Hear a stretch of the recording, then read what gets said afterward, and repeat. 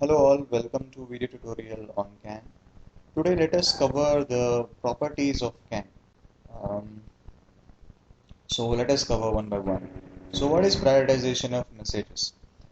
Um, in a CAN vehicle network system, there are multiple nodes that are being connected, and each node wants to put its own messages onto the bus. So multiple messages want to get onto the bus. So how to prioritize a message? So the prioritization is done by using the concept of arbitration. So arbitration decides which message wants to get onto the bus. So CAN has its own arbitration process. So I have a video on CAN arbitration which you can refer to check which message will get onto the bus first. And that's how the conflict over the taking of the bus, means taking the control of over the bus, is resolved. Or guarantee of latency times. I want to cover guarantee of latency time and multicast reception with time synchronization in one thing. So there is something called as a baud rate.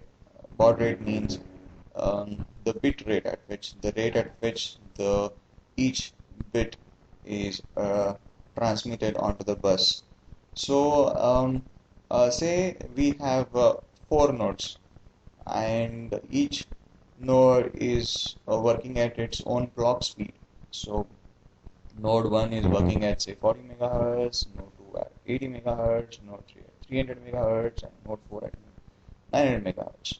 So each one has its own CAN controller, so they are in a same network. So how can they communicate? Because each of them are working at its own speed.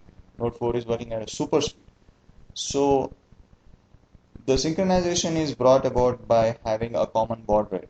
So there is a separate chapter of baud rate in CAN 2.0. Um, in order to bring synchronization and to guarantee the latency time, each of them should work at the common baud rate. Say, for example, each of them should have a baud rate of 250 kbps. And for your information, can maximum work up to 1 megabits per second, 1 megabits. So that's what the guarantee of latency times and multicast reception with time synchronization means. Configuration flexibility. So configuration flexibility means you can bring any node and put in to the network, or you can remove the network, because there is no source node and destination node concept here. So everything and anything that happens is just through the message identifier. So you have an identifier, you have the frame format, you have a message, and you can put the data anytime. And if you want to read a particular message also, you are free to read. It all depends on the setting in the controller. Multi-master, that's what the multi-master means. Anyone can gain the control over the bus. It is not like an SPI protocol where there is a single master and multiple slaves. So here anyone can become a master and start sending the messages whenever the bus is free. Error detection and signaling. So this is an important concept in CAN protocol. So the bus is prone to error, and also the transceiver and the receiver at the same time can detect the error at their own side. If the error is detected at the transmission end, it called as there is a error count that increases, called as a transmission error count, and a receiver detects receiver error count. So that's how it happens. Like there is a separate mechanism in which uh, the CAN node enters into an error active state. Okay, it will be generally in an error active state whenever the error count is between 0 to 127, and after that it enters into a state called error passive, which is like 127 to 255 count. The count can either be a transmission error count or a receiver error count. And if the error count increases after 255, it enters into a state called bus off state. Means in bus off state, it completely disconnects itself from the network. So in brief, we can conclude that the error mechanism is in such a way that the bus is never disturbed, because of some error messages or because of the error at the node. So there is a concept called passive error flag and active error flag, which we can, okay, the complete concept about these things, I will try to have it in one more video.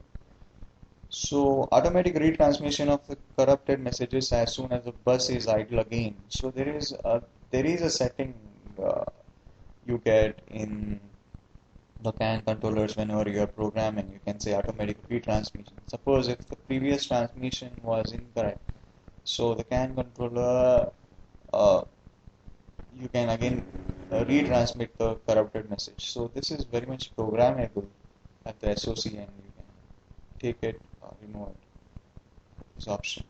Distinction between the temporary errors and the permanent failure of nodes and autonomous switching off of the defective nodes. This is what I meant of the bus off condition. So whenever I can say the active error, whenever the node is in the active error state or the passive error state, I can say it is having the temporary errors, and whenever it goes into the bus off state, we can say it as the permanent error. We have to remove the node and check what exactly the problem is. Okay, the bus off error may happen because maybe the TX and the RX pin, or the CAN high and the CAN low pin may be shorted, or someone has reconfigured the CAN controller pins as maybe the SPI pins by mistake. By the, I mean, someone means I say the application layer. So that's the reason that something has gone wrong during the programming, and as a result, the CAN pins are not behaving the way they are supposed to, and as a result, it has entered into a bus off. So CAN is very intelligent. CAN can understand everything. So it can. These are the properties of the CAN, and as and when you go and read the further sections in CAN 2.0, you'll be able to understand much more in detail. I hope you are able to get a hang of what CAN protocol is and what the CAN properties are with this video.